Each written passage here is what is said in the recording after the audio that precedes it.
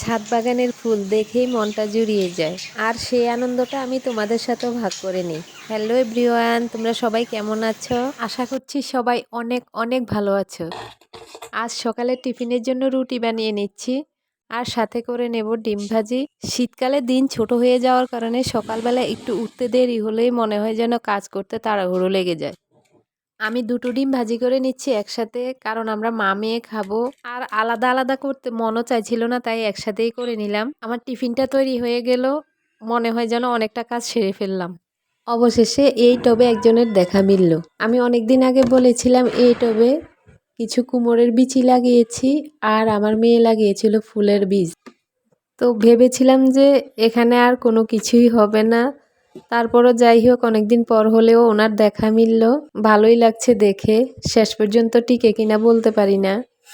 এদিকে আমি হাঁসের মাংস রান্না করব ভাবছিলাম, তো আগের দিন রাতে আমি হাঁসটাকে অনেকটাই রেডি করে রেখেছি, তাহলে পরদিন আমার রান্নায় সময়ও কম লাগবে আর তাড়াহুড়োও করতে হবে না। আর হাঁসটা রেডি করতে অনেকটা সময়ও লাগে। এদিকে দুপুরের রান্না শেষ করে আমি বাজারে গিয়েছিলাম শুকনো জিনিস আনার জন্য।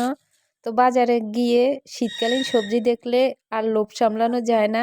যদিও আমার ঘরে অনেক তরকারি আছে, তারপরেও আমি নিয়ে আসলাম কিছু জিনিস। বাজারে গিয়ে পালং শাক দেখে আর লোভ সামলাতে পারলাম না। আর পালং শাকে তো বেগুন দিতেই হয়, তো আমার ঘরে বেগুন ছিল না, শিম ছিল, তো যার কারণে বেগুনও নিয়ে আসলাম। বাজার করতে গেলে যেসব জিনিস দেখা যায় প্ল্যান করে যাই, তার চেয়েও বাজারে গেলে পরে অনেক অনেক বেশি জিনিস নিয়ে আসি। এটাই হলো সমস্যা। আমার বর মশাই কিন্তু বাজার করতে অনেক পছন্দ করে। বাজারে গেলে একটা জিনিস যদি আনতে বলি, ওটা দেখা যায় যে এত পরিমাণে আনে কি বলবো। আর ও তো মাছ বাজারে গেলে আর ওর হুঁশ থাকে না। শীতকাল তো আসা না, আমার ঠান্ডা যেন লেগেই থাকে। আসলে আমার সাইনাসের সমস্যা আছে, তো যার কারণে এই অবস্থা। তোমরা ভয়েসটা শুনে মনে বুঝতেই পারো।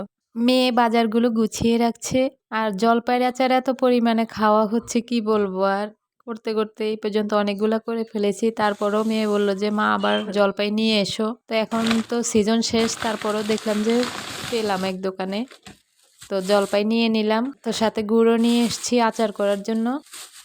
এখন হচ্ছে শীতকাল, তার মধ্যে মজার মজার সবজিগুলো মনে হয় যেন এখনই পাওয়া যায়, সবজির মেলা বাজারে।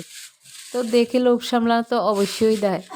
গরমকালের চেয়ে শীতকালীন সবজিগুলোই খেতে আমার কাছে অনেক ভালো লাগে। আর তাই বাজারে গেলে পরে সবজিগুলো দেখলে, টাটকা টাটকা সবজি যখন দেখি, তখন আর লোভ সামলানো যায় না।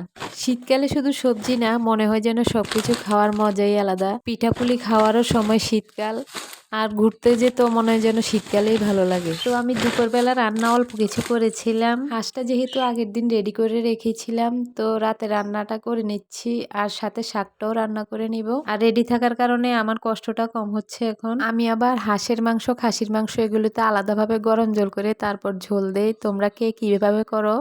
এদিকে আমার রান্নাটা হয়ে গিয়েছে, সাথে নিয়ে নিয়েছি একটু সালাদ, ডাল আছে, আর শাকটা রান্না করে নিয়েছি। তো এবার খাওয়ার পালা, খেতে চলে যাব। সবাই অনেক অনেক ভালো থেকো, শুভরাত্রি।